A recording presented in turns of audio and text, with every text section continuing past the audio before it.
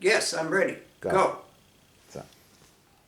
I was a freshman in 1965 at the University of Hartford. I graduated from Northwest Catholic High School, and my oldest friend to this day, Bill Wallach, was a freshman in the same year. He went to East Catholic High School, so we hooked up about the second or third day of orientation, and I think the fourth day, the Thursday of orientation, after registration was done and everything, we had a picnic for freshmen out at a YMCA camp where Bill and I both ran into this kind of whiny-throated folk singer guy with an incredible Martin guitar and doing songs like St. James Infirmary Blues and a couple of Bob Dylan songs and Stormy Monday and all the classics, and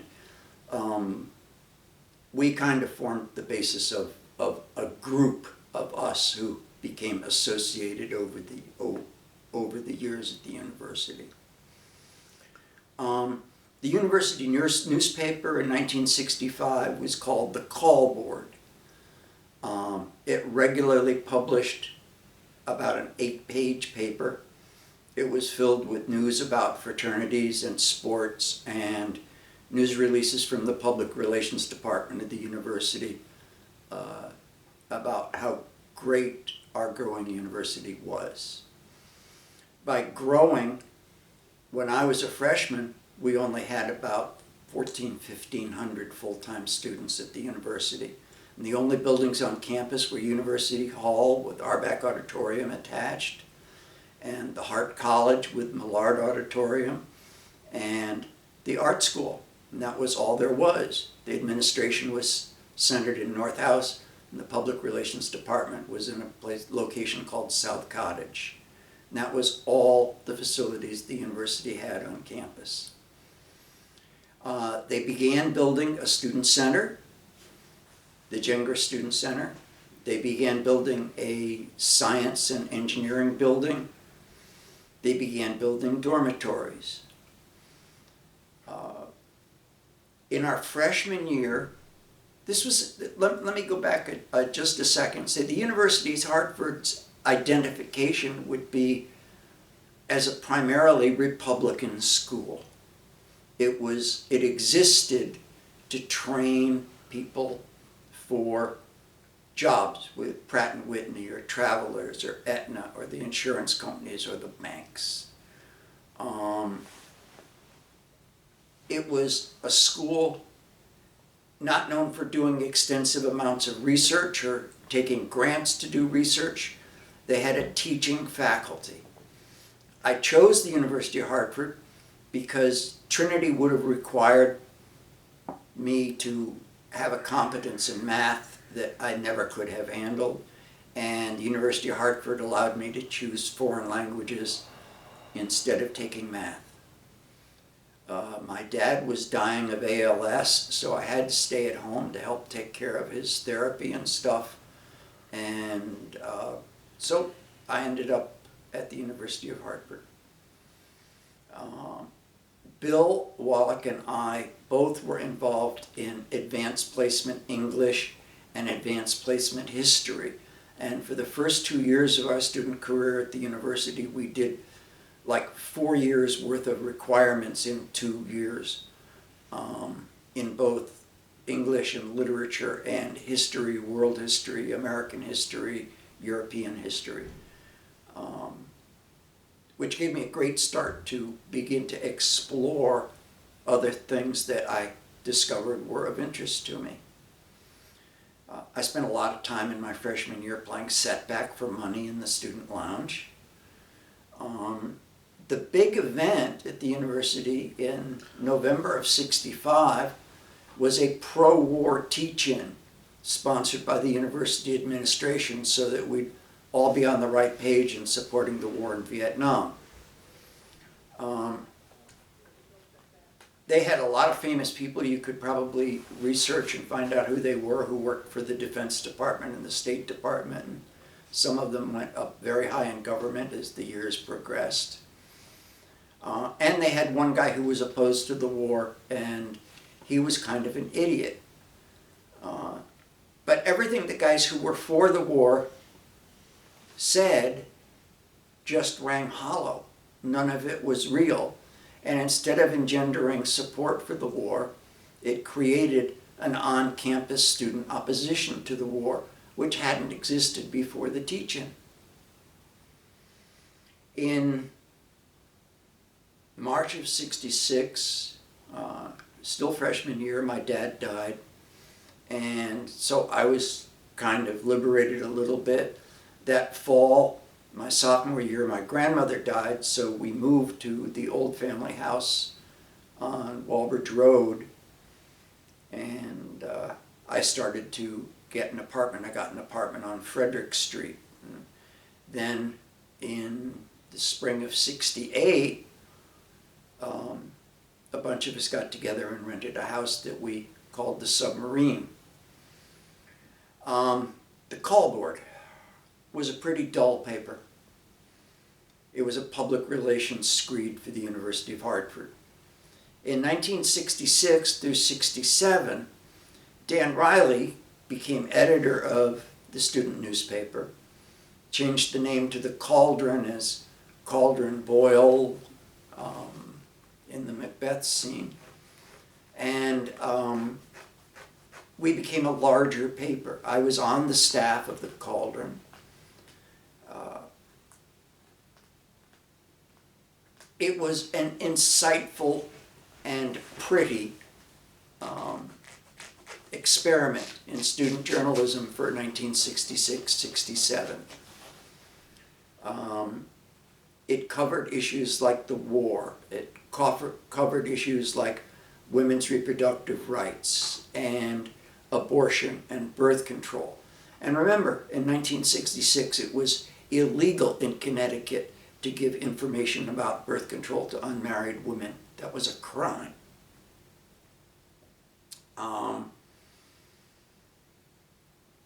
Needless to say, the Cauldron caused a great deal of consternation with the university administration. It was not a popular newspaper except with the students. Dan Riley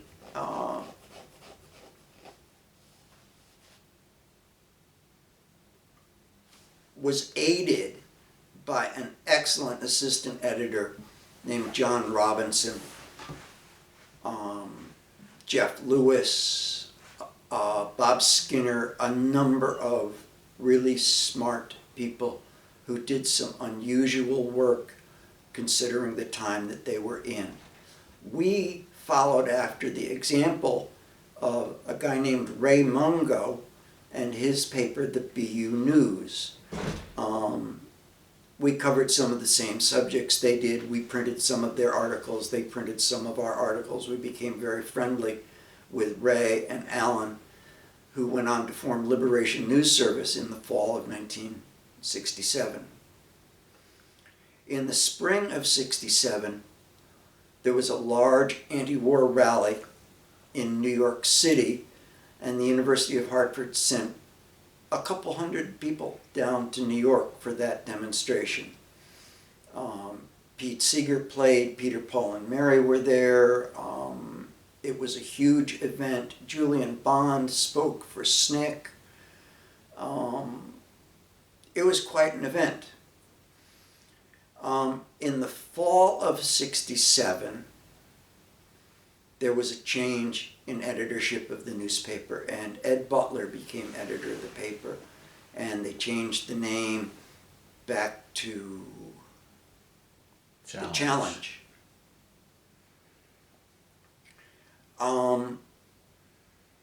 It purported to be a active student newspaper, went back to publishing more press releases from the University Public Relations Department, and had kind of a Fox News sort of fair and balanced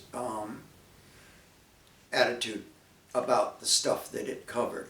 Very little movement news, very little war news, more sports, more fraternity news,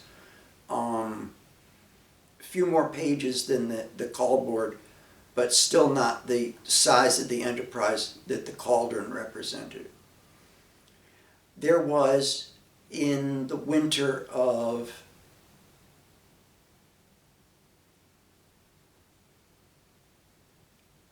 back up.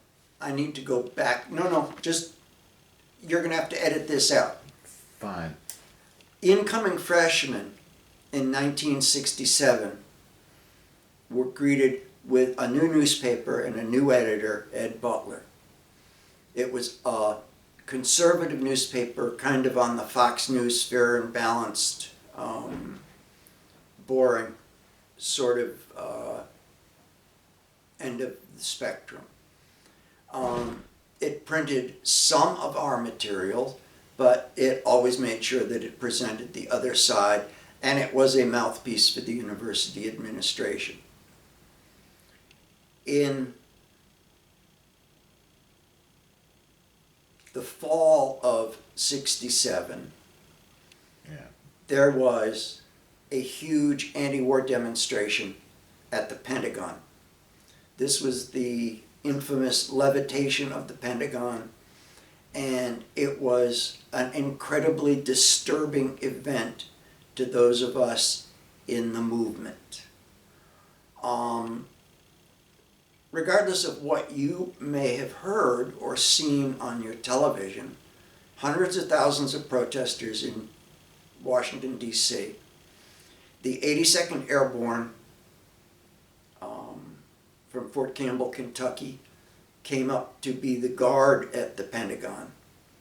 Halfway through the afternoon, as young women in the crowd were enticing soldiers to desert their posts and throw down their arms and offering themselves as door prizes to anyone who would desert from the army. And they would have been spirited out of the crowd and gone. But the army was having a hard time, and about 3 in the afternoon, they left the front of the Pentagon, and about 1,500 guys in rubberized jumpsuits with no unit insignias, no name tags, no badges, no nothing, just these wire clubs like the South Africans used to put down the African movement in South Africa. And these guys just moved through the crowd, brutally beating people up. We had a permit to occupy the north parking lot at the Pentagon, but people who were trying to leave the north parking lot to go to the legally permitted bus service spaces had to run a gauntlet between these great jumpsuited thugs and just got beaten and beaten and beaten. And as we were listening to the radio on the ride home, we learned that they accused us of firing tear gas at the marshals. The gray-suited thugs turned out to be the U.S. Marshals. Out of uniform, no badges. Not much law enforcement. Anyway, we sent several hundred people to the demonstration in Washington, and they became a very hardcore cadre of people who were adherents to pretty much all of the agenda of the New Left. Citizen participation in government, against the war, against the draft, in favor of women's rights. And in February of 1968, there was a very unfortunate incident at the Student Center. A student with epilepsy had some kind of fit getting off the elevator in the Student Center and fell down on the floor. He was flopping around, and one of the university security guards came over and said to him, "Knock off that hippie shit, fella," and started to slap him about the face and head, and took a long time before anyone called the guy an ambulance. And I arrived on campus the next morning to find out about this, and there were about 300, 400 very angry students from the dorms saying no security guard had a right to treat a student that way, regardless of what the circumstances might be. And even though this was a health emergency, that the security guard was so blinded that he could not see what it was. This crowd took off for North House, ready to take the place apart. And it's always easier to lead a parade than it is to start one, so I jumped in front of the crowd and I said to the people on the lawn of North House, let me go talk to them, see what we can do. There was a meeting of the University Administrative Council in progress as I walked into North House, and they ushered me into the meeting of the Administrative Council. And I said, I don't lead this thing. I'm just kind of here to speak for people. This is what we want. We want a student role in the administration of the university. We want a student seat on the Board of Regents. We want a change in visiting hours and dorm rules. We want autonomy for the funds in the student government. We want a student body tax to support the student government instead of a student activity fee. And we want training in first aid for security guards and a whole different attitude in the people who are there to serve our needs. And